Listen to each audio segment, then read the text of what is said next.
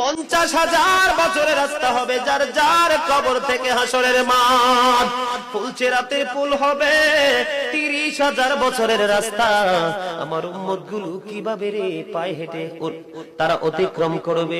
বন্ধু নবী এমনি এমনি কাঁদেনি রে, নবী জানিয়ে দিয়েছে কাল কিয়ামতের ময়দানে উম্মত গুলো খালি পায়ে থাকবে, মাটি তো তামা থাকবে।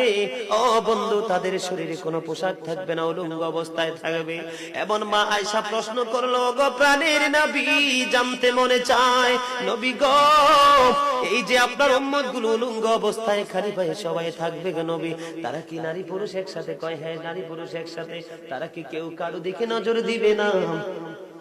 এবার আমার নবী বলেছে, আয়েশা রে, কেমন করে নজর দেবে রে আয়েশা? বন্যার পানি যেমনি প্রবল বেগে বৃদ্ধি পেয়ে পৃথিবীর মানুষগুলোকে গ্রাস করে ফেলে, কাল কিয়ামতের দিন এই জাহান্নামের আগুন মানুষের দিকে বন্যার মতো প্রবল বেগে ছুটে এসে মানুষকে ঘিরে ফেলবে। এত ভয়ঙ্কর হবে রে আয়েশা কেরা, এত ভয়ঙ্কর হবে আসুরের দিন, এত ভয়ঙ্কর হবে সেই দিন।